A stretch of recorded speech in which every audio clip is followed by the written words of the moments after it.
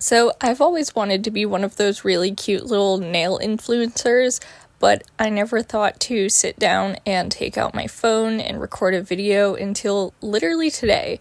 So this is my first long form video and I'm kind of excited about it, but it's just me doing my nails, so if it's not something that interests you, that's okay. I understand.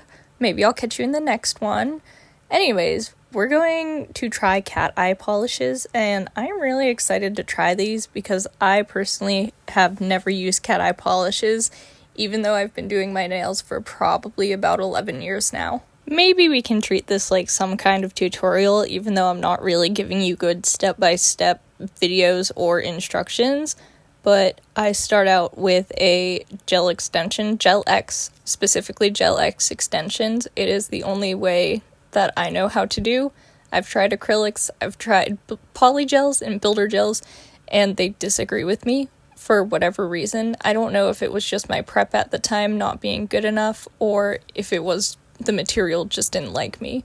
But either way, Gel X extensions are the way to go for me. For two nails, I did a black base coat, which wasn't actually a base coat at all. It's like its own polish, but I used it like a base for this cat eye.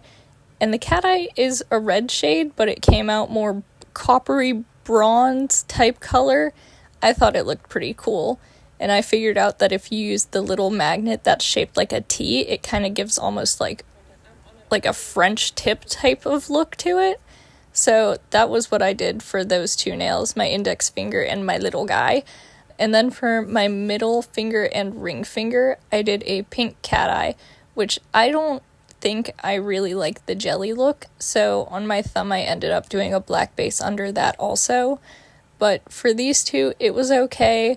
I tried really hard to make it look reasonable and acceptable, but I'm still kind of iffy on it. I will say I did really like how the polishes applied. They were nice and thin, which I feel like a lot of people don't give the thin polishes enough credit. They're so easy to work with. They just spread right on out, and they don't take a million seconds to cure, unlike some thick polishes that just seemingly never cure, even if you've had them in for 20 minutes. Also, fun fact of the day, I got my first ever subscriber, so hello.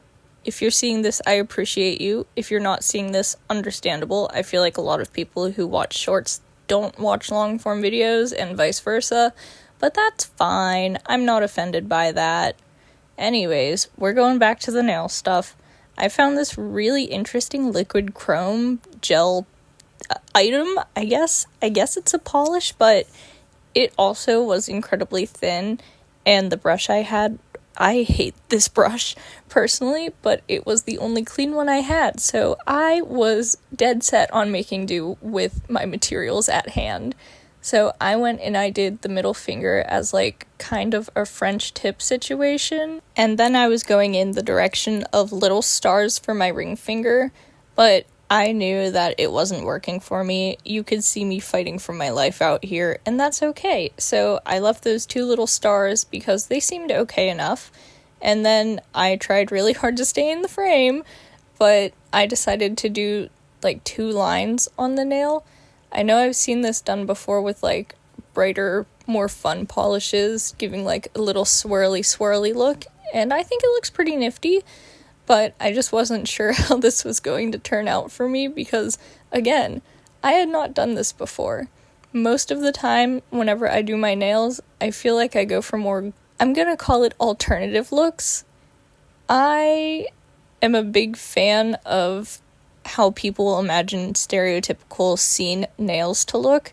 You know the ones. So these nails were a little bit out of my comfort zone because I'm so used to my neon colors and my zebra stripes and my cheetah prints. But I feel like overall these did come out pretty okay. I do have to get used to them just because they're not as bright as I'm used to, and they also don't glow under black light, which is slightly disappointing. But we can't always have everything we wish for, and this is a day about learning and trying new things. So I feel like these came out reasonable with that expectation in mind, that it's something I'm not used to and something that I'm probably maybe not going to return to, but you never know, because people grow and change and develop their styles as time goes by. And that's really cool and fun, and I like that about humans, that we just adapt and do basically whatever. We're pretty nifty little animals. So, back to the little bronzy colored nails. With the little silver gel, I just kind of painted on those bubbles. I've seen them on Instagram. I don't know if they have a name, but I think they look pretty cool, so I was gonna try it, and I committed. I think it looks really good, personally. And now we're on the thumb, which I said before, I did end up putting black base down before trying out that pink cat eye again. I don't really know how well it worked in the grand scheme of things. I'm kind of curious to see what it would look like over top of white polish instead.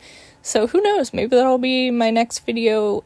I will say, whenever I put it over the black nail, its color shift was kind of like orangey green, which was strange, but I did enjoy it. And I tried to use the circle magnet for that velvet look that everyone's been doing. It worked fine, but I don't think the velvet look is for me. And again, that's okay. We're trying stuff. We can't complain. We listen and we don't judge, even though I judged myself a whole awful lot while trying to do this and fix the little mistakes I was making. I will say I did intentionally leave out two of my big mistakes that I made, which was straight up dropping one of my brushes after getting a nice amount of polish on it directly onto my bed. That was not very live, laugh, love. And yes, I do my nails in my bed because that is by far the most efficient area for me to do it.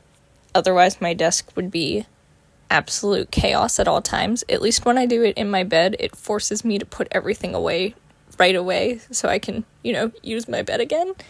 But the other mistake I made was with the cat eye polishes. I just feel like I don't quite have the technique down to make it do what I want, which is definitely in part why I used the T-shaped one. I tried to use the little flower one in the middle. It did very, very minimal. It almost did nothing, to be entirely fair. And I'm not sure if that's user error, or if the magnet's not strong enough, or if I have not the right kind of cat eye polish for it. I'm not sure what the issue was, but it was not giving me a flower. It did not want anything to do with me. Anyways, we're getting close to the end here, so while I finish off these next few lines, let's just prepare for the grand reveal. Also, as a PSA, my cuticle area always is that color. I am not having an allergic reaction, I promise. I think it came out cute, but thank you so much for watching, and I hope you have a great day. Bye!